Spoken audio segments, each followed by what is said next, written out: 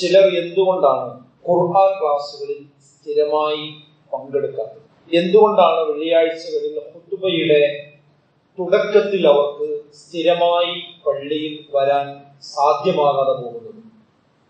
എന്തുകൊണ്ടാണ് എവിടെയെങ്കിലും ഒരു മതപ്രഭാഷണ സദസ്സുണ്ട് എങ്കിൽ ആ ദിവസം സാധാരണ അങ്ങാടിയിൽ ഉണ്ടാകാറുള്ള ആള് പോലും അന്നത്തെ ദിവസം മറ്റെവിടേക്കെങ്കിലും പോയി ആ ഒരു മതപ്രഭാഷണ പരിപാടിയിൽ പങ്കെടുക്കാൻ പലപ്പോഴും വൈമനസ്യം കാണിക്കുന്നത് എന്തുകൊണ്ടാണ്? അതുപോലെ തന്നെ ഇസ്ലാമിക ഗ്രന്ഥങ്ങളും പ്രസിദ്ധീകരണങ്ങളും വാങ്ങാനും വായിക്കാനും വലിയൊരു താല്പര്യം കാണിക്കാത്ത, അതിന് പണം ചെലവഴിക്കുന്നത് എന്തോ ഒരു വലിയ നഷ്ടക്കച്ചവടമാണ് എന്നൊക്കെ തോന്നുന്ന രീതിയിലേക്ക് ആളുകൾ ചിന്തിച്ചു പോകുന്നത് എന്തുകൊണ്ടാണ് മതപരമായ കാര്യങ്ങൾ സാധാരണ വരാറുള്ള ഒരു വാട്സപ്പ് ഗ്രൂപ്പിൽ പലപ്പോഴും ചില ആളുകൾ സൈലന്റ് ആയി നിൽക്കുന്നത്? അതിൽ വരുന്നതൊന്നും കാണുകയോ കേൾക്കുകയോ വായിക്കുകയോ ചെയ്യുകയില്ല, എന്നാൽ മറ്റുള്ള ഗ്രൂപ്പുകളിലൊക്കെ വളരെ ആക്റ്റീവായി പെരുമാറുകയും ചെയ്യുന്ന ആളുകൾ നമ്മൾ കാണാറുണ്ട്. ചുരുക്കി പറഞ്ഞാൽ, ഇസ്ലാമികമായ കാര്യങ്ങളോട് അറിഞ്ഞോ അറിയാതെയോ ഒരു വൈമുഖ്യം കാണിക്കുകയും മറ്റു വിഷയങ്ങളിലെല്ലാം വലിയ പ്രാധാന്യവും പ്രസക്തിയും അതിന് സമയവും പണവും ഒക്കെ ചെലവഴിക്കുന്നതിൽ യാതൊരു മനക്ലേശവും ഇല്ലാത്ത ആളുകളെയൊക്കെ പലപ്പോഴും നമ്മൾ കണ്ടുമുട്ടാറുണ്ട്. എന്താണ് ഇതിന്റെ കാരണം? ഇതിന് പല കാരണങ്ങൾ ഉണ്ടാകാം. ചില ആളുകൾ ബോധപൂർവമായി കൊള്ളണമെന്നില്ല. എന്നാൽ പ്രധാനമായും ഇത്തരം ആളുകൾ, ഇത് ആവർത്തിച്ച് അനുഭവിക്കപ്പെടുന്ന ആളുകൾക്ക് ഉണ്ടാകുന്ന ഒരു കാരണം എന്ന് പറയുന്നത്, ഇതൊക്കെ കേട്ട് കഴിഞ്ഞാൽ ഇപ്പൊ ജീവിക്കുന്നത് പോലെ ജീവിക്കാൻ പറ്റില്ല, കുറച്ചൊക്കെ ജീവിതത്തിൽ നിന്ന് മാറ്റം വരുത്തേണ്ടി വരും എന്ന് അവർക്ക് തന്നെ അറിയാം. അതായത് ഒരു ഖുതുബ, പ്രസംഗം, ഒരു ക്ലാസ്, അതൊക്കെ സ്ഥിരമായിട്ട് കേൾക്കുക, അത് മനസ്സിലാക്കുക, അങ്ങനെ ചെയ്യുമ്പോൾ അവർക്ക് തന്നെ അറിയാം, അവരെ മനസ്സിൽ ഇതൊക്കെ തറയ്ക്കും, മനസ്സിൽ കൊള്ളും. അപ്പൊ ഞാൻ ഇപ്പൊ ഈ പോണ മാതിരി പോകാൻ പറ്റില്ല, ചെറിയൊരു മാറ്റം എന്ത് ചെയ്യേണ്ടി വരും, എന്റെ ജീവിതത്തിൽ ഞാൻ വരുത്തേണ്ടി വരും, ഇപ്പൊ എനിക്കുള്ള സ്വാതന്ത്ര്യം ഉണ്ടാവില്ല. മാത്രമല്ല, ചില ആളുകൾ പരസ്യമായി തന്നെ പറയാറുണ്ടെന്ന്, ആ ക്ലാസ്സിന് പരിപാടിക്കൊക്കെ പോയി കഴിഞ്ഞാൽ പിന്നെ തിരിയാനും മറിയാനും പറ്റില്ല, ഫുള്ള് ഹറാമോണ്ടൊരു കളിയായിരിക്കും. അത് പാടില്ല, ഇത് പാടില്ല, അത് കുടിക്കാൻ പാടില്ല, അത് തിന്നാൻ പാടില്ല, അങ്ങോട്ട് പോകാൻ പാടില്ല, ഇങ്ങോട്ട് വരാൻ പാടില്ല എന്ന് പറഞ്ഞിട്ട് നമ്മൾ അങ്ങോട്ട് ഒരു ജയിലിലാക്കുന്ന സ്വഭാവത്തിലാവും. അപ്പൊ അതൊന്നും കേൾക്കാതെ ഇങ്ങനെ പോയി കഴിഞ്ഞാൽ വളരെ ആശ്വാസത്തിൽ ജീവിക്കാലോ എന്ന ഒരു രീതിയിലൊക്കെ ചില ആളുകൾ പറയുക പോലും ചെയ്യാറുണ്ട്. എന്നാൽ ഇത്തരം മനസ്സ്, അത് പറയുന്നവര് അധികം ഉണ്ടാവില്ല, പക്ഷെ ഇത്തരം മനസ്സുള്ള ആളുകൾ ധാരാളം നമുക്കിടയിൽ. അത്തരം ആളുകൾ മനസ്സിലാക്കേണ്ട ചില കാര്യങ്ങളാണ് ഞാൻ സൂചിപ്പിക്കുന്നത്. അതിലൊന്ന് നമ്മൾ അറിയേണ്ടത്, മതം എന്ന് പറയുന്നത്, ഇസ്ലാം ദീൻ എന്ന് പറയുന്നത് നമ്മൾ വിചാരിക്കുന്നത് പോലെ നമ്മൾ അടങ്ങാറാക്കാൻ വേണ്ടി വന്നതല്ല ഇസ്ലാം. ഇസ്ലാമിനെ കുറിച്ച് പറയുന്നത് എന്താ വെച്ചാൽ, അത് വളരെ എളുപ്പമാണ്, ദീൻ എളുപ്പമാകുന്നു എന്നാണ്. യുരീദുല്ലാഹു ബിക്കുമുൽ യുസ്ര വലാ യുരീദു ബിക്കുമുൽ ഉസ്ർ. വിശുദ്ധ പറയാം, നിങ്ങൾക്ക് ഒരിക്കലും തന്നെ അതുകൊണ്ട് നാം ബുദ്ധിമുട്ട് ഉദ്ദേശിക്കുന്നേ ഇല്ല, നിങ്ങൾക്ക് എളുപ്പമാണ് അള്ളാഹു ഉദ്ദേശിക്കുന്നത് എന്ന്. അപ്പൊ മതത്തിന്റെ ഏത് നിയമം എടുത്താലും അത് എളുപ്പമാണ്. അള്ളാഹുവിന്റെ റസൂല് പറഞ്ഞു, നബി ഹുറൈറത അനി നബി സല്ലല്ലാഹു അലൈഹി വസല്ലം ഖാൽ, റസൂലുള്ളാഹി പറയാണ്, ഇന്നദ്ദീന യുസ്റുൻ. ഇനി അതിലാറ് എന്താ വേണ്ടത്? ഇന്നദ്ദീന യുസ്റുൻ, മതം എന്ന് പറയുന്നത് വളരെ എളുപ്പമാണ്. വലൻ യുസാദദ്ദീന അഹദുൻ ഇല്ലാ ഗലബഹു. ഇനി ആ മതത്തിൽ ആരെങ്കിലും അമിതത്വം കൊണ്ടുവരികയാണ് എങ്കിൽ ആ മതം അവരെ പരാജയപ്പെടുത്താതിരിക്കുകയില്ല, ആ മതം തന്നെ അവരെ പരാജയപ്പെടുത്തും അതിൽ സിദ്ധത്ത് കൊണ്ടുവന്നാൽ. ഫസദ്ദിദു, അതുകൊണ്ട് നിങ്ങൾ നേരെയുള്ള വഴിയിലൂടെ സഞ്ചരിക്കുക. വഖാരിബു, നിങ്ങൾ മധ്യമമായ മാർഗത്തിലൂടെ നിങ്ങൾ സഞ്ചരിക്കുക. വഅബ്ശിറു, നിങ്ങൾ സന്തോഷ വാർത്ത അറിയിക്കുക. വസ്തഈനു ബിൽ ഉദ്വതി വൽ റൗഹ, അതുപോലെ രാവിലെയും വൈകുന്നേര സമയങ്ങളിലുമൊക്കെ നിങ്ങൾ നല്ല കാര്യങ്ങൾ പ്രവർത്തിക്കുക. വശൈഇൻ മിനദ്ദുൽജ. അപ്പൊ റസൂലുള്ളാഹി സ്വല്ലല്ലാഹു അലൈഹി വസല്ലം പറഞ്ഞത് എന്താ? ദീൻ എന്ന് പറഞ്ഞാൽ വളരെ എളുപ്പമാണ്, അതിനാരെങ്കിലും പ്രയാസപ്പെടുത്തുന്നുണ്ടെങ്കിൽ അവനെ മതം പരാജയപ്പെടുത്തുമെന്നാണ്. അപ്പൊ പ്രയാസം ഉണ്ടാക്കണവനെയാണ് പരാജയപ്പെടുത്തുക. മാത്രമല്ല, വിശുദ്ധ ഖുർആൻ പറയാം, വമാ ജഅല അലൈക്കും ഫിദ്ദീനി മിൻ ഹർജ്, യാതൊരു പ്രയാസവും നിങ്ങളുടെ മേൽ മതം ചുമത്തിയിട്ടില്ല എന്ന് വിശുദ്ധ ഖുർആൻ ഓർമ്മപ്പെടുത്തുന്നുണ്ട്. റസൂലുള്ളാഹി സ്വല്ലല്ലാഹു അലൈഹി വസല്ലം പറഞ്ഞു, ബശ്ശിറൂ വലാ തുഅസ്സിറൂ വബശ്ശിറൂ വലാ തുനഫിറൂ. നിങ്ങൾ എളുപ്പമാക്കുക, ഒരിക്കലും നിങ്ങൾ ബുദ്ധിമുട്ടിക്കരുത്. വബശ്ശിറൂ, നിങ്ങൾ സന്തോഷ വാർത്ത അറിയിക്കുക. വലാ തുനഫിറൂ, ഒരിക്കലും നിങ്ങൾ ആരെയും വെറുപ്പിക്കരുത്. അപ്പൊ മതം പറഞ്ഞ് വെറുപ്പിക്കാൻ പാടില്ല, മതം പറഞ്ഞ ഒരാളെയും ഞെരുക്കുവാനും പാടില്ല എന്ന് റസൂലുള്ളാഹി സ്വല്ലല്ലാഹു അലൈഹി വസല്ലം ഓർമ്മപ്പെടുത്തുകയാണ്. ലാ യുകല്ലിഫുല്ലാഹു നഫ്സൻ ഇല്ലാ വുസ്അഹാ. നിങ്ങൾക്ക് കഴിയാത്ത ഒരു കാര്യവും നിങ്ങളിൽ ഏൽപ്പിച്ചിട്ടില്ല എന്നത് വിശുദ്ധ ഖുർആനിന്റെ അടിസ്ഥാനപരമായ ഒരു തത്വമാണ്. അതിരുവിട്ടവരെ നിയന്ത്രിക്കുകയാണ് ഇസ്ലാം ചെയ്തിട്ടുള്ളത്. റസൂലുള്ളാഹി സ്വല്ലല്ലാഹു അലൈഹി വസല്ലമയുടെ പത്നി ആയിഷ ബീവിയുടെ അടുക്കൽ 3 ആളുകൾ വന്ന ഒരു സംഭവമുണ്ട്, നമുക്ക് എല്ലാവർക്കും അറിയാം. അവര് വന്നിട്ട് റസൂലുള്ളാഹിയോട് വന്നിട്ട് എങ്ങനെയൊക്കെയാണ് ആയിഷ ബീവിയോട് വന്നിട്ട് പറയാണ്, എങ്ങനെയാണ് റസൂലുള്ളാഹി സ്വല്ലല്ലാഹു അലൈഹി വസല്ലമയുടെ ഇബാദത്തുകളൊക്കെ, അതൊക്കെ ഒന്ന് ചോദിച്ചറിയാൻ വേണ്ടി വന്നവരാണ് ഞങ്ങൾക്കും കൂടുതൽ ചെയ്യാലോ എന്ന് വിചാരിച്ചിട്ടാണ്. അപ്പൊ ആയിഷ ബീവി അതൊക്കെ പറഞ്ഞു കൊടുത്തു. അത് കേട്ട ശേഷം ഇവര് പറഞ്ഞു, റസൂലുള്ളാഹി എന്ന് പറഞ്ഞാൽ പാപങ്ങളൊക്കെ പൊറുക്കപ്പെട്ടവരാണ്, അതുപോലെ അള്ളാഹുവിനേക്ക് അടുത്ത് നിൽക്കുന്നവരാണ്, അതുകൊണ്ട് റസൂലുള്ളാഹിക്ക് ഇത്രയൊക്കെ ചെയ്താൽ മതിയാവും, ഞങ്ങളൊക്കെ സാധാരണക്കാരല്ലേ, ഞങ്ങൾ അതിലേറെ കുറച്ചുകൂടി ചെയ്യാൻ വേണ്ടി ഉദ്ദേശിക്കുന്നുണ്ട് എന്ന് പറഞ്ഞിട്ട് അതിൽ ഒരാൾ പറഞ്ഞു, എന്ത്, ഞാൻ ഇനി രാത്രി മുഴുവൻ നിസ്കരിക്കും, ഞാൻ ഉറങ്ങേയില്ല എന്ന്. രണ്ടാമത്തെ ആള് പറഞ്ഞു, എന്ത്, ഞാൻ ഇനി എല്ലാ ദിവസവും നോമ്പ് നോൽക്കും, നോമ്പില്ലാത്ത ഒരു ദിവസം എനിക്ക് ഉണ്ടാവില്ല എന്ന്. മൂന്നാമത്തെ ആളെന്ന് പറഞ്ഞു, ഞാന് വിവാഹം കഴിക്കില്ല, ഞാൻ സ്ത്രീകളെ വിവാഹം കഴിക്കൂല, കാരണം അത് വിവാഹം കഴിച്ച കുട്ടികൾ ഉണ്ടാവും, കുടുംബം ഉണ്ടാവും, അപ്പൊ ഇബാദത്തിനൊന്നും പറ്റൂല, അപ്പൊ ഞാൻ പൂർണ്ണമായിട്ട് ഇബാദത്തിൽ മുഴുകാൻ വേണ്ടിയിട്ട് ഞാൻ ഒരിക്കലും വിവാഹം കഴിക്കൂല എന്നും പറഞ്ഞു. ഇത് പറഞ്ഞു നിൽക്കുന്ന സമയത്താണ് ഫജാ റസൂലുള്ളാഹി സ്വല്ലല്ലാഹു അലൈഹി വസല്ലം, അവിടേക്ക് റസൂലുള്ളാഹി സ്വല്ലല്ലാഹു അലൈഹി വസല്ലം വരികയാണ്. ഫഖാല വഅൻതുമുല്ലദീ ഖുൽതും കദാ വകദാ, എന്നിട്ട് അവരോട് പറഞ്ഞു, നിങ്ങൾ ഇങ്ങനെയൊക്കെ പറഞ്ഞു ഞാൻ കേട്ടു, ശരിയാണോ എന്ന് റസൂലുള്ളാഹി സ്വല്ലല്ലാഹു അലൈഹി വസല്ലം അവരോട് പറഞ്ഞു. എന്നിട്ട് റസൂലുള്ളാഹി പറയാം, ആ വല്ലാഹി, എന്നാൽ നിങ്ങൾ അറിയണം, ഇന്നി ലഅഖ്ശാകും ലില്ലാഹ് വഅതകാകും ലഹു, നിങ്ങളെക്കാളും അല്ലാഹുവിനെ ഭയപ്പെടുന്നവനും അല്ലാഹുവിനെ സൂക്ഷിക്കുന്നവനും ഞാനാകുന്നു. എന്നാൽ ഞാനാകട്ടെ ലാകിന്നി അസൂമു വഅഫ്തിറു, ഞാൻ നോമ്പ് നോൽക്കാറുണ്ട്, എന്നാൽ നോമ്പില്ലാത്ത ദിവസങ്ങളും എനിക്കുണ്ട്. അത് നിർബന്ധ നോമ്പിനെ പറ്റിയല്ല പറയുന്നത്, സാധാരണ ദിവസങ്ങളിൽ ഞാൻ നോമ്പ് നോൽക്കുന്ന ദിവസങ്ങളുണ്ട്, എന്നാൽ നോമ്പില്ലാത്ത ദിവസമുണ്ട്. അതുപോലെ ഞാൻ രാത്രി നമസ്കരിക്കാറുണ്ട്, എന്നാൽ ഞാൻ കിടന്നുറങ്ങുകയും ചെയ്യാറുണ്ട്. ഞാൻ സ്ത്രീകളെ വിവാഹം കഴിക്കുകയും ചെയ്തിട്ടുണ്ട്, എനിക്ക് കുടുംബങ്ങളുണ്ട്.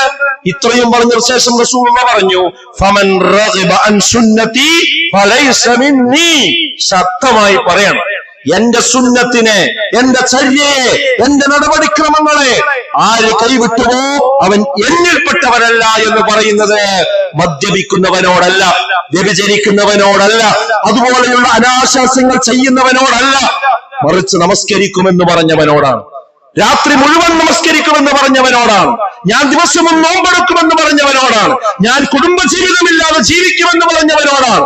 എന്താ കാര്യം? അതിരുവിടാൻ പാടില്ല എന്നതാണ്. അതിരുവിടുന്നത് മതമല്ല എന്ന് റസൂലുള്ളാഹി സ്വല്ലല്ലാഹു അലൈഹി വസല്ലം പഠിപ്പിച്ചിട്ടുണ്ട്. മറ്റൊരു സംഭവം നോക്കൂ നിങ്ങൾ. ഒരിക്കൽ റസൂലുള്ളാഹി സ്വല്ലല്ലാഹു അലൈഹി വസല്ലം മിമ്പറിൽ കയറി. ആ മിമ്പറിൽ കയറിയപ്പോ ഒരാള് പള്ളിയുടെ ഉള്ളിലേക്ക് കയറാതെ പുറത്തന്നെ നിൽക്കുന്നുണ്ട്. ഒരു വെയിലത്ത് ഒരു മനുഷ്യൻ അങ്ങനെ നിൽക്കുക. അപ്പൊ റസൂലുള്ളാഹി ചോദിച്ചു, ആരാണ് അവിടെ പുറത്ത് നിൽക്കുന്നത്? അപ്പൊ ആളുകൾ പറഞ്ഞു, അത് അബൂ ഇസ്രായേൽ എന്ന വ്യക്തിയാണ് റസൂലേ. അയാൾ ഒരു നേർച്ച ചെയ്തിട്ടുണ്ട്. എന്താ നേർച്ചന്റെ സ്വഭാവം എന്നറിയോ? അയാൾ രാവിലെ മുതൽ വൈകുന്നേരം വരെ സൂര്യന് താഴെ നിൽക്കും, വെയില് കൊണ്ടുകൊണ്ട് നിൽക്കും, ഒരിക്കലും അയാൾ എന്ത് ചെയ്യൂല, തണലിലേക്ക് അയാൾ മാറി നിൽക്കുകയില്ല. അതേപോലെ തന്നെ ഒരാളോടും വൈകുന്നേരം വരെ നാം സംസാരിക്കൂല. മൂന്നാമതായി പറഞ്ഞത് അയാള് നോമ്പുകാരനുമാണ്. അതായത് നോമ്പെടുത്തുകൊണ്ട് വെയിലത്ത് നിന്ന് ഒരാളോടും സംസാരിക്കാതെ അങ്ങനെ ഒരാൾ വൈകുന്നേരം വരെ കഴിച്ചു കൂട്ടാൻ തീരുമാനിച്ച ഒരാളാണ്, വലിയ മുത്തക്കിയാണ് എന്ന രീതിയിലാണ് പറഞ്ഞത്. അപ്പൊ റസൂലുള്ളാഹി സ്വല്ലല്ലാഹു അലൈഹി വസല്ലം പറഞ്ഞ എന്താ അറിയോ? ഓ, നല്ലൊരു അനുയായി എന്നാണോ പറഞ്ഞത്? റസൂലുള്ളാഹി തിരുത്തണം, ഇടപെടണം. അവിടെ എന്താ പറഞ്ഞത്? അയാളോട് പോയി കൽപ്പിക്ക്, അയാളോട് പോയി ഉപദേശിക്ക്. എന്തിന്? സംസാരിക്കാൻ പറയൂ അയാളോട്. തണലിലേക്ക് മാറി നിൽക്കാൻ പറയൂ അയാളോട്. അയാളോട് തണലിലേക്ക് മാറി നിൽക്കാൻ പറയേ. എന്നാൽ എടുത്ത നോമ്പ് അയാൾ വീട്ടുകയും ചെയ്യട്ടെ. നോമ്പ് കുടിക്കണ്ട. അപ്പൊ എന്താ വിഷയം? ഉള്ളതോടെ നിലനിർത്തി നോമ്പ് നോൽക്കുക എന്നുള്ളത് എന്താണ്? ഇസ്ലാം പറഞ്ഞ കാര്യമാണ്. പക്ഷെ വെയിലത്തുനിന്ന് നോൽക്കണമെന്നും ആരോടും സംസാരിക്കാതെ നോൽക്കണമെന്നും ഇസ്ലാം പഠിപ്പിച്ചിട്ടില്ല. അപ്പൊ പഠിപ്പിക്കാത്തത് വെട്ടുക, പഠിപ്പിച്ചത് അവിടെ നിർത്തുക എന്ന് റസൂലുള്ളാഹി സ്വല്ലല്ലാഹു അലൈഹി വസല്ലം കൃത്യമായി അവിടെ ഇടപെടുകയാണ്. പഴം പച്ചപ്പഴമാണെങ്കിൽ ഒരുപക്ഷെ നമുക്ക് കറി വെക്കാം, പഴുത്താൽ നമുക്ക് നന്നായി ഭക്ഷിക്കാം. പക്ഷെ ആ പഴുപ്പാണ് കൂടിയാലോ അതിൽ പുഴ വരും, ഒന്നിനും പറ്റൂല, വലിച്ചെറിയാനേ പറ്റൂ. അതുപോലെ മതം എത്തിന്റെ പേരിൽ ചില ആളുകളുടെ അതിര് കവിഞ്ഞു പോയാൽ പിന്നെ അത് അവർ മതത്തിന് പുറത്തു പോവുക ചെയ്യാം. അതാണ് നേരത്തെ ഹദീസിൽ പറഞ്ഞത്. അതുകൊണ്ട് ഇത് വളരെ ഗൗരവപ്പെട്ട ഒരു വിഷയമാണ്. അപ്പൊ സഹോദരങ്ങളെ, മതം എന്ന് പറഞ്ഞാൽ ഒരു ബുദ്ധിമുട്ടാണ്, പ്രയാസാണ് എന്ന് വിചാരിക്കുന്ന ആരെങ്കിലും ഉണ്ടെങ്കിൽ ഒരിക്കലും അങ്ങനെയല്ല. മതം വളരെ എളുപ്പമാണ് എന്നാണ് റസൂലുള്ളാഹി സ്വല്ലല്ലാഹു അലൈഹി വസല്ലം പഠിപ്പിച്ചിരിക്കുന്നത്. അതിലൊരിക്കലും അതിവാദങ്ങളും അതിരുവിട്ട രീതിയും ഉണ്ടാകാൻ പാടില്ല. മതത്തിന്റെ ഏത് നിയമങ്ങളും നിർദ്ദേശങ്ങളും എടുത്ത് പരിശോധിച്ച് നോക്കിങ്ങൾ അതിലൊക്കെ എളുപ്പം നമുക്ക് കാണാൻ കഴിയും. ഞാൻ ഈ പറയുന്ന കാര്യങ്ങൾ നോക്കൂ നിങ്ങൾ. ഇതെല്ലാം നമ്മളെ പ്രയാസപ്പെടുത്താനാണോ അള്ളാഹുവിന്റെ റസൂൽ നമ്മളോട് കൽപ്പിക്കപ്പെട്ടിരിക്കുന്നത്? യാത്ര ചെയ്യുമ്പോൾ നമസ്കാരം ജമ്മും കസുറും ആക്കിയാൽ മതി എന്നത് നമ്മളെ പ്രയാസപ്പെടുത്താനാണോ? ദീർഘയാത്രയാണെങ്കിൽ നോമ്പ് പിന്നീട് നോറ്റു വീട്ടിയാൽ മതി, ആ സമയത്ത് നോൽക്കേണ്ടതില്ല എന്ന നിയമം നമ്മളെ പ്രയാസപ്പെടുത്താനാണോ? നാട്ടിൽ താമസിക്കുന്നയാൾക്ക് ഒരു രാവും പകലും, എന്നാൽ യാത്രക്കാരനാണെങ്കിൽ 3 രാത്രികളും അവയുടെ പകലുകളും കുഫയുടെയും സോക്സിന്റെയും ഒക്കെ മുകളിൽ അയാൾ തടവിയാൽ മതി. ഒന്നുണ്ടാക്കുന്ന സമയത്തെ അയാൾ ഷൂട്ട് ആളാണെങ്കിൽ, ഷോർട്സ് ഇട്ട ആളാണെങ്കിൽ ഒരു രാവും പകലും അയാൾക്ക് എന്ത് ചെയ്താൽ മതി, രാവിലെ അത് ഒന്നോടുകൂടി ഇട്ട് കഴിഞ്ഞാൽ അയാൾക്ക് വൈകുന്നേരം വരെ പിന്നെ അത് അഴിച്ചു കഴുകണം എന്നില്ല, അത് തടവിയാൽ മതി. യാത്രക്കാരനാണെങ്കിൽ 3 ദിവസം വരെ അങ്ങനെ ചെയ്യാം. ഇത് നമ്മളെ ബുദ്ധിമുട്ടിക്കാനാണോ എളുപ്പമാക്കാനാണോ? വെള്ളം ഉപയോഗിക്കാൻ ലഭിക്കാതെ വരികയോ അല്ലെങ്കിൽ വെള്ളം ഉപയോഗിച്ചാൽ എനിക്ക് എന്തെങ്കിലും അസുഖമുണ്ടാകുമെന്ന് ഭയപ്പെടുകയോ ചെയ്യുന്ന ഘട്ടത്തിൽ നിങ്ങൾ തയമം ചെയ്താൽ മതി എന്ന നിയമനിർദ്ദേശം നമ്മളെ ബുദ്ധിമുട്ടിക്കാനുള്ളതാണോ എളുപ്പമുള്ളതാക്കുവാനാണോ? രോഗികളും മഴയുണ്ടാകുന്ന രോഗമുണ്ടാവുകയും അതുപോലെ മഴയുണ്ടാകുന്ന ഘട്ടത്തിലുമൊക്കെ 2 നമസ്കാരങ്ങൾ നിങ്ങൾ ചേർത്ത് നമസ്കരിച്ചുകൊള്ളൂ എന്ന നിർദ്ദേശം നമ്മളെ ബുദ്ധിമുട്ടിക്കുവാനാണോ അതോ നമുക്ക് എളുപ്പമുണ്ടാക്കി തരുവാനാണോ? വിവാഹം ആലോചിക്കുന്ന ഒരു വ്യക്തിക്ക് അന്യ സ്ത്രീയെ നോക്കാനുള്ള അനുമതി കൊടുത്തത് നമ്മളെ പ്രയാസപ്പെടുത്തുവാനാണോ അതോ നമുക്ക് എളുപ്പത്തിന് വേണ്ടിയാണോ? ജീവൻ അപായപ്പെടുന്ന ഒരു ഘട്ടത്തിൽ അത് സംരക്ഷിക്കേണ്ടി വരുമ്പോൾ ഹറാമായ ചില സംഗതികൾ പോലും നമുക്ക് അനുവദനീയമാകുന്ന അഥവാ ശവം വരെ നിങ്ങൾക്ക് ഭക്ഷിക്കാൻ അനുവാദമുണ്ട് എന്ന് പഠിപ്പിച്ച ആ മതത്തിന്റെ നിർദ്ദേശം നമ്മളെ പ്രയാസപ്പെടുത്തുവാനാണോ അതോ നമ്മുടെ ജീവിതം നമുക്ക് എളുപ്പമാക്കി തരാൻ വേണ്ടിയാണോ? നിന്ന് നമസ്കരിക്കാൻ കഴിയാത്തവന് ഇരുന്നും, ഇരുന്ന് നമസ്കരിക്കാൻ കഴിയാത്തവന് കിടന്നും, കിടന്ന് നമസ്കരിക്കാൻ കഴിയാത്തവന് മനസ്സെങ്കിലും ഓർത്താൽ മതി എന്നുള്ള ഇളവ് നമുക്ക് നൽകിയത് നമ്മളെ പ്രയാസപ്പെടുത്തുവാനാണോ അതോ നമ്മളെ ബുദ്ധിമുട്ടിക്കുവാനാണോ? സ്ത്രീകൾക്ക് ആർത്തവമുള്ള കാലയളവിൽ അവർ ഇബാദത്തുകൾ നിർവഹിക്കേണ്ടതില്ല, നമസ്കരിക്കേണ്ടതില്ല. നോമ്പാകട്ടെ പിന്നീടുള്ള സമയത്ത് നോറ്റി വീട്ടിയാൽ മതി എന്ന നിർദ്ദേശം സ്ത്രീകൾക്ക് കൊടുത്തത് അത് സ്ത്രീകളോടുള്ള കരുതലാണോ അതോ അവരെ ബുദ്ധിമുട്ടിക്കാനുള്ളതാണോ? സക്കാത്ത് ധനികൻ മാത്രം നൽകിയാൽ മതി, അതും തന്നെ നിസാബ് പ്രത്യേകമായ ഒരു അളവിൽ ധനം എത്തിയിട്ടുണ്ടെങ്കിൽ മാത്രമേ നിങ്ങൾ സക്കാത്ത് കൊടുക്കേണ്ടതുള്ളൂ എന്ന നിർദ്ദേശം നമ്മളെ ബുദ്ധിമുട്ടിക്കുവാനാണോ അതോ മതം എളുപ്പമാക്കി തരുവാൻ വേണ്ടിയാണോ? എണ്ണിപ്പറഞ്ഞ കാര്യങ്ങൾ മാത്രമേ ഹറാമിൽ ഉൾപ്പെട്ടിട്ടുള്ളൂ എന്ന്, എന്നാൽ ബാക്കിയുള്ളതെല്ലാം അനുവദനീയമാക്കി തരികയും ചെയ്ത അടിസ്ഥാന നിയമം നമുക്ക് നൽകിയത് നമ്മളെ പ്രയാസപ്പെടുത്തുവാനാണോ അതോ ബുദ്ധിമുട്ടിക്കാനുമാണോ? ഇസ്ലാമിന്റെ അടിത്തറകളിൽ ഊന്നി നിന്നുകൊണ്ട് ഓരോ കാലഘട്ടത്തിലും നേരിടുന്ന പ്രതിസന്ധികൾക്ക് പരിഹാരം കാണുവാൻ വേണ്ടി ഇജ്തിഹാദിന്റെ ഒരു വാതിൽ നമുക്ക് തുറന്നു തന്നത് അള്ളാഹു നമ്മളെ ബുദ്ധിമുട്ടിക്കുവാനാണോ അതോ നമുക്ക് എളുപ്പമുണ്ടാക്കി തരാൻ വേണ്ടിയാണോ? കോവിഡിന്റെ കാലഘട്ടം നമുക്ക് ഓർമ്മയുണ്ട്. പള്ളിയിൽ പോലും നമസ്കരിക്കാൻ കഴിയാതെ പോയ ഒരു സാഹചര്യം നമുക്ക് ഓർമ്മയുണ്ട്. ആ സന്ദർഭത്തിൽ ഈ മതപരമായ കാര്യങ്ങളിൽ ഊന്നി നിന്നുകൊണ്ട് തന്നെ പണ്ഡിതന്മാർ അതിനുള്ള ഇളവുകൾ നമുക്ക് പഠിപ്പിച്ചു തരികയുണ്ടായി. അത് അപ്പോൾ പണ്ഡിതന്മാർ ചിന്തിച്ചുണ്ടാക്കിയതല്ല.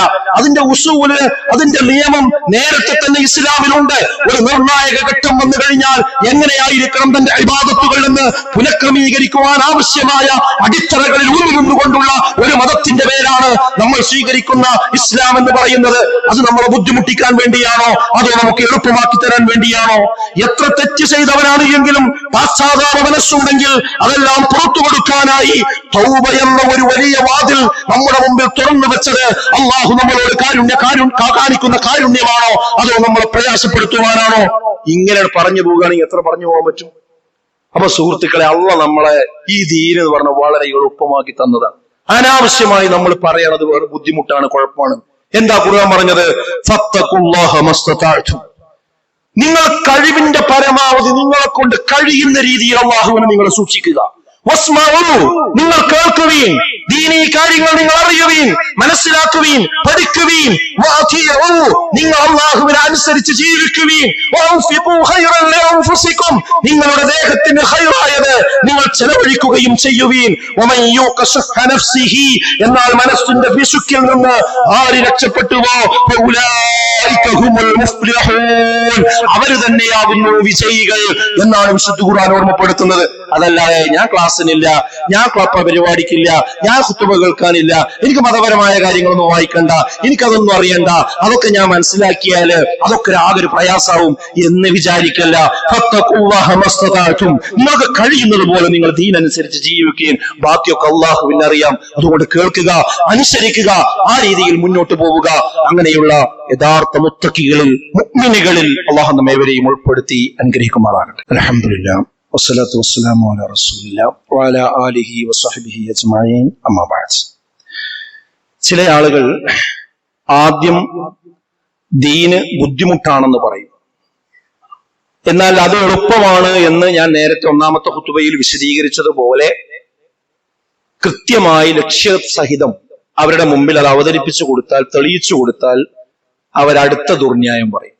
എന്താ അടുത്ത ദുർന്യായം എന്ന് ചോദിച്ചാല് ആ ന്യായം ഇങ്ങനെയാണ്: ദീന് നിങ്ങൾ പറയും പോലെ എളുപ്പമാണ് എങ്കിൽ അതിന്റെ ആകത്തുക എന്ന് പറയുന്നത് ദീന് നമ്മളെ സൗകര്യത്തിനനുസരിച്ച് ചെയ്താൽ മതി എന്നല്ല അള്ളാഹു പറഞ്ഞിരിക്കുന്നത്. ഈ പറഞ്ഞതൊക്കെ ശരിയാണെങ്കിൽ അതിന്റെ അടിത്തറ എന്താ? അതൊക്കെ നമ്മളെ സൗകര്യത്തിനനുസരിച്ച് ചെയ്താൽ മതി എന്നല്ലേ. നിങ്ങൾ എന്തിനാ പിന്നെ അത് പറഞ്ഞ് പണ്ഡിതന്മാരും ആളുകളൊക്കെ പറഞ്ഞിട്ട് ഇങ്ങനെ ബലപ്പെടുത്തുന്ന കാര്യം എന്താ? അപ്പൊ ഈ ന്യായം ചെയ്യാതിരിക്കാനോട് കാണുമ്പോൾ ആ രീതിയിലാണ് പലപ്പോഴും പറയാം. എന്നിട്ട് പറയും സമയത്തന്നെ നിസ്കരിക്കണം എന്നൊന്നുമില്ലല്ലോ. ഇപ്പൊ എനിക്ക് കുറച്ച് മുമ്പ് UK നിന്നൊരു വിദ്യാർത്ഥിയെ വിളിച്ചിട്ട് ചോദിക്കുന്ന ചോദ്യം എന്താന്ന് ചോദിച്ചാൽ, ഞാൻ 18 മണിക്കൂർ തുടർച്ചയായി ജോലിയിലാണ്, ഒരു നെറ്റ്വർക്ക് കമ്പനിയിലാണ്. അത് അല്പം ഞാൻ ഒന്ന് ശ്രദ്ധ തെറ്റിപ്പോയാൽ അതാകെ ഹാങ് ആവും, പ്രശ്നമാവും. അപ്പൊ എനിക്ക് എന്ത് ചെയ്യാൻ കഴിയില്ല, ആ നമസ്കാരം ഒന്നും സമയത്ത് നിർവഹിക്കാൻ കഴിയില്ല. അപ്പൊ രാത്രി 5 വക്തും റൂമിലെത്തിയ ശേഷം ഒന്നിച്ചാണ് നിസ്കരിക്കുന്നതിന് വല്ല കുഴപ്പമുണ്ടോ? ഇതാ ചോദ്യം.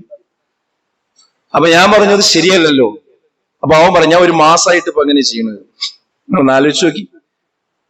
അപ്പൊ ഞാൻ അവനോട് പറഞ്ഞു, ഈ നിനക്ക് ജീവിക്കാൻ 18 മണിക്കൂർ തുടർച്ചയായിട്ട് ജോലി ചെയ്യണോ? അല്ല, അതൊന്നും വേണ്ട. എന്നാ അള്ളാഹ് ഈ ദുനിയാവുക്ക് പറഞ്ഞയച്ചിരിക്കണ അള്ളാഹ്ക്ക് ഇബാദത്ത് എടുക്കാനാണ്. അതിനെ ബാധിക്കണ രീതിയിൽ ജോലി ഉണ്ടാവാൻ പാടില്ല. അതിന്റെ ഇടയിൽ എന്ത് ചെയ്യാ, നമുക്ക് നിസ്കരിക്കാൻ കഴിയണം. ഏറി വന്നാൽ നമുക്ക് എന്ത് ചെയ്യാൻ പറ്റും, ജമ്മും കസൂറും അതും അതിന്റെ തത്വം അനുസരിച്ച് മാത്രമേ പാടുള്ളൂ. അതിന്റെ അപ്പുറത്ത് പോകാൻ പാടില്ല. പക്ഷെ ആളുകൾ ഇതൊക്കെ പറഞ്ഞിട്ട് എന്നാ സമയത്ത് നിസ്കരിക്കേണ്ട കാര്യമുണ്ട്, ഒഴിവ് പോലെ ചെയ്താൽ പോരെ, ഇസ്ലാം എളുപ്പല്ലേ? ഞാൻ എന്താ ഇസ്ലാം എളുപ്പല്ലേ? അതേപോലെ തന്നെ റമദാനിൽ തന്നെ നോമ്പ് നോൽക്കണമെന്നുണ്ടോ? ഇസ്ലാം എളുപ്പല്ലേ? ഈ ചൂട് കാലത്ത് റമദാന് അതൊരു മഴക്കാലത്തേക്ക് മാറ്റിയ ചൂട് എന്റെ വക അല്ലേ? ഞാൻ എന്ത് ചെയ്യാൻ എന്റെ തണുപ്പുള്ള സ്ഥലത്തേക്ക്? ഇസ്ലാം എളുപ്പല്ലേ? ഈ ന്യായം പറഞ്ഞിട്ട് അങ്ങനെ പറഞ്ഞുകൊണ്ടോ എങ്ങനെ ഉണ്ടാവും? അതേപോലെ തന്നെ ലൈംഗിക ബന്ധത്തിന് തോന്നിക്കഴിഞ്ഞാൽ നിക്കാഹ് വേണമെന്നൊക്കെ പറഞ്ഞ ആളുകളൊക്കെ വിളിച്ചു കൂട്ടി കല്യാണം നടത്തുക എന്നൊക്കെ പറഞ്ഞ വലിയ പ്രശ്നമാണ്. ഇസ്ലാം എളുപ്പല്ലേ? അപ്പൊ അതിനൊന്നും കാത്തിക്കേണ്ട കാര്യമില്ലല്ലോ എന്ന് പറഞ്ഞ് ആ മറ നമ്മൾ പൊട്ടിച്ചാലോ? അതേപോലെ തന്നെ തനിക്ക് റിലാക്സ് ആയ ഒരു വേഷം ധരിച്ചാൽ എന്താ ഇസ്ലാം ഇടിഞ്ഞു പൊളിഞ്ഞു പോകുമോ? ഇസ്ലാം എളുപ്പല്ലേ? ഇങ്ങനെ എളുപ്പല്ലേ എന്ന് പറഞ്ഞിട്ട് ഇസ്ലാമിന്റെ അടിത്തറകളൊക്കെ പൊളിച്ചു പോകുന്ന ഒരു പിഞ്ഞാണക്കൂട്ടിക്ക് കയറിയ കാളക്കൂട്ടിനെ പോലെ എല്ലാ മതത്തിന്റെ ആധാരശിലകളെയും തച്ചു തകർത്ത് ഈ നിയമം പറഞ്ഞ് മുന്നോട്ട് പോകുന്ന ആളുകളെ നമ്മൾ കാണാറുണ്ട്. അതും ശരിയല്ല. അതും നമ്മൾ മനസ്സിലാക്കേണ്ടതുണ്ട്. ഇതൊരു ദുർന്യായം മാത്രമാണ്. ആരാ മുസ്ലിം? നമ്മൾ അല്ലാഹുവിന് കീഴൊതുങ്ങുമ്പോഴാണ് നമ്മൾ മുസ്ലിം എന്ന് പറയാൻ പറ്റുള്ളൂ. എന്താ മുസ്ലിം എന്നുള്ള വാക്കിന്റെ അർത്ഥം? കീഴൊതുങ്ങിയവൻ എന്നാണ് അതിന്റെ അർത്ഥം. ആർക്ക് കീഴൊതുങ്ങിയവൻ? ഇന്റർനെറ്റിന് കീഴൊതുങ്ങിയവൻ എന്നല്ല, ഏതെങ്കിലും സെലിബ്രിറ്റിക്ക് കീഴൊതുങ്ങിയവൻ എന്നല്ല, ഏതെങ്കിലും കൂട്ടുകാരന് കീഴൊതുങ്ങിയവൻ എന്നല്ല, തന്റെ ഇച്ഛയ്ക്ക് കീഴൊതുങ്ങിയവൻ എന്നല്ല, തന്റെ തോന്നലുകൾക്ക് കീഴൊതുങ്ങിയവൻ എന്നല്ല, റബ്ബുൽ ആലമീനായ പടച്ച തമ്പുരാന് കീഴൊതുങ്ങിയവൻ. അവന്റെ പേരാണ് മുസ്ലിം എന്ന് പറയുന്നത്. എന്നാൽ മറിച്ചുള്ള ചിന്ത നമുക്ക് അള്ളാഹു കീഴൊതുങ്ങണം എന്ന് വാദിക്കുന്നത് പോലെയുള്ള അഹങ്കാരത്തിന്റെ ഭാഷയാണ്. അത് നമ്മൾ മനസ്സിലാക്കാതെ പോകും. നിസ്സാര കാര്യമല്ലേ പറയുന്നത്? എന്ത് എനിക്ക് തോന്നിയ മാതിരി എന്ത് ചെയ്യണം, ദീൻ ഇങ്ങോട്ട് വരണം, അല്ല അള്ളാഹു പഠിപ്പിച്ച മാതിരി അങ്ങോട്ട് പ്രവർത്തിക്കല്ല. മറിച്ച് നമ്മളെ തോന്നലുകൾക്കനുസരിച്ച് പടച്ചോന്റെ നിയമം ഇങ്ങോട്ട് വളച്ചു കൊണ്ടുവരണം. അതിനർത്ഥം എന്താ? അള്ള അമ്മക്ക് കീഴ്പ്പെടണം എന്നായി പറയണം, എന്നിട്ട് മുസ്ലിം ആകുക എന്നാ പറയുന്നത്. എന്ത് മുസ്ലിമാ അത്? അള്ളാഹ്ക്ക് നമ്മൾ കീഴ്പ്പെടാണ് വേണ്ടത്. അപ്പോഴാണ് നമ്മൾ യഥാർത്ഥത്തിൽ മുസ്ലിങ്ങൾ. അതെങ്ങനെ കീഴ്പ്പെടല്? എന്താ ഖുർആനും സുന്നത്തും പറഞ്ഞിട്ടുള്ളത് വെച്ചാൽ പറഞ്ഞതുപോലെ ചെയ്യാം. അതിന് ഈ ന്യായം പറഞ്ഞിട്ട് എളുപ്പമല്ലേ, മതം എളുപ്പമല്ലേ എന്ന് പറഞ്ഞിട്ട് കൊണ്ടുപോകുന്ന രീതി ശരിയല്ല. എന്താ ഖുർആൻ പറഞ്ഞത്? വമാ ഉമിറൂ ഇല്ലാ ലിയഅ്ബുദുല്ലാഹ മുഖ്ലിസീന ലഹുദ്ദീൻ. അവരോട് കൽപ്പിക്കപ്പെട്ടിട്ടില്ല എന്തിനല്ലാതെ, ഇല്ലാ ലിയഅ്ബുദുല്ലാഹ്, അല്ലാഹുവിനെ ഇബാദത്തെടുക്കുവാൻ വേണ്ടിയല്ലാതെ, മുഖ്ലിസീന ലഹുദ്ദീൻ, നിഷ്കളങ്കമായിക്കൊണ്ട്, മതം അവർക്ക് നിഷ്കളങ്കമായിക്കൊണ്ട്, അള്ളാഹുവിന് നിഷ്കളങ്കമായിക്കൊണ്ട് ഇബാദത്തെടുക്കാൻ വേണ്ടിയല്ലാതെ, ഋജുമാനസനായ നിലയിൽ നമസ്കാരം നിലനിർത്തുവാനും സകാത്ത് കൊടുക്കുവാനുമല്ലാതെ കൽപ്പിക്കപ്പെട്ടിട്ടില്ല. വദാലിക ദീനുൽ ഖയ്യിം, അതാകുന്നു ഖയ്യിമാകുന്ന ദീന്, അതാകുന്നു ചൊവ്വായ ദീന്, അതാകുന്നു മധ്യമമായ ദീന്, അതാകുന്നു വസതിയായ ദീന്. ആ ദീനാണ് നമ്മൾ കൊണ്ടു നടക്കേണ്ടത്. അല്ലെ നമ്മളെ ഇഷ്ടത്തിനനുസരിച്ച് ചാഞ്ഞും ചെരിച്ചും കൊണ്ടുപോകുന്ന രീതി ശരിയല്ല. ഇളവുകൾ വിശദീകരിച്ച വിശുദ്ധ ഖുർആൻ തന്നെയാണ് കർശനമായ ചില താക്കീതുകളും വിശുദ്ധ ഖുർആനിലൂടെ ഓർമ്മപ്പെടുത്തിയിട്ടുള്ളത്. എളുപ്പത്തെക്കുറിച്ച് സംസാരിച്ച അതേ നാവ് കൊണ്ട് തന്നെയാണ് നബി സല്ലല്ലാഹു അലൈഹി വസല്ലമ ചില അതിരുകളും അരുതുകളും ഗൗരവമായി ഹദീസുകളിലൂടെ ഉണർത്തുകയും ചെയ്തിട്ടുള്ളത്. ചുരുക്കത്തിൽ സന്തുലിതമായ ഒരു രീതിയാണ് നാം സ്വീകരിക്കേണ്ടത്, അഥവാ വസതിയായ ഒരു നിലപാടാണ് നാം കൈക്കൊള്ളേണ്ടത്. എളുപ്പത്തിന്റെ പേര് പറഞ്ഞ് മതത്തിന്റെ അടിത്തറകളിൽ ഒരിക്കലും നമ്മൾ വെള്ളം ചേർക്കാൻ പാടില്ല. മതനിയമങ്ങളെ അനാവശ്യമായ കാർക്കശ്യത്തിലേക്ക് വലിച്ചു കൊണ്ടുപോയി ഒരിക്കലും തന്നെ നമ്മൾ ദീൻ കുടുസാണ് എന്ന് തോന്നിപ്പിക്കുവാനും പാടില്ല. നമസ്കാരത്തിന്റെ ഇളവുകളെ കുറിച്ച് പറഞ്ഞ അതേ വിശുദ്ധ ഖുർആനാണ്, അല്ലെങ്കിൽ അതേ പ്രവാചകൻ സല്ലല്ലാഹു അലൈഹി വസല്ലമയുടെ നാവിലൂടെയാണ് ഇന്നസ്സലാത്ത കാനത്ത് അലൽ മുഅ്മിനീന കിതാബൻ മൗഖൂതാ, സമയനിർണിതമായ രീതിയിൽ നിങ്ങൾക്ക് നമസ്കാരം നിർബന്ധമാകുന്നു എന്ന് പഠിപ്പിച്ചിട്ടുള്ളതും അതേ ഖുർആൻ തന്നെയാണ്. അങ്ങനെ എല്ലാ കാര്യവും അങ്ങനെ. അപ്പൊ എന്താ വിഷയം? ഇസ്ലാം പൊതുവേ ലളിതമാണ്, എളുപ്പമാണ്. അത് നമുക്ക് എളുപ്പമാക്കി തന്ന കാര്യങ്ങൾ നമ്മൾ എളുപ്പമാക്കുക. നമ്മളെ വക പോയിട്ട് എന്ത് ചെയ്യാൻ പാടില്ല? എളുപ്പാക്കാൻ പാടില്ല. അത് നമ്മൾ ശരിക്കും മനസ്സിലാക്കണം. അപ്പൊ ശരിക്കും സുഹൃത്തുക്കളെ, ഇസ്ലാം നമുക്ക് അനുവദിക്കപ്പെട്ടത് ഇന്ന് ലോകത്തിന്ന് വരെ ഈ ഖിയാമത്ത് നാൾ വരെ ഒരാള് ഇസ്ലാം അനുവദിച്ച കാര്യം മോശമായി പോയി, അത് ശരീരത്തിന് ആരോഗ്യത്തിന് കുഴപ്പമാണ്, സമൂഹത്തിന് കുഴപ്പമാണ്, നാടിന് കുഴപ്പമാണ്, രാജ്യത്തിന് കുഴപ്പമാണ് എന്ന് പറയുന്ന ഒരു വിഷയത്തിലുണ്ടാവില്ല. അതേപോലെ ഇസ്ലാം പാടില്ല എന്ന് പറഞ്ഞ ഹറാമാണ്, അടുക്കരുത് എന്ന് പറഞ്ഞ കാര്യങ്ങളില്ലേ, അതൊരു കാലത്തും വ്യക്തിക്കോ കുടുംബത്തിനോ സമൂഹത്തിനോ രാഷ്ട്രത്തിനോ നന്മയായിരുന്നു എന്ന് പറയുവാനും ഒരാൾക്കും കഴിയില്ല. മദ്യം നന്മയായിരുന്നു എന്ന് പറയാൻ കഴിയുമോ? വ്യഭിചാരം നന്മയായിരുന്നു എന്ന് പറയാൻ കഴിയുമോ? പലിശ നന്മയായിരുന്നു എന്ന് പറയാൻ കഴിയുമോ? മറ്റുള്ളവരെ അകാരണമായി വധിക്കാൻ പാടില്ല എന്ന് പറയുന്നത് നന്മയായിരുന്നു എന്ന് പറയാൻ കഴിയുമോ? ഒന്നും പറയാൻ കഴിയില്ല. അപ്പൊ ഇസ്ലാം നന്മയാണെന്ന് പറഞ്ഞത് എന്നും നന്മയാണ്, ഇസ്ലാം തിന്മയാണെന്ന് പറഞ്ഞത് എന്നും തിന്മയാണ്. അപ്പൊ നമ്മൾ എന്ത് ചെയ്യുക? അള്ളാഹുവിലേക്ക് മടങ്ങുക, ഖുർആനിലേക്ക് മടങ്ങുക, പ്രവാചകനിലേക്ക് മടങ്ങുക, അതനുസരിച്ച് ജീവിക്കുക.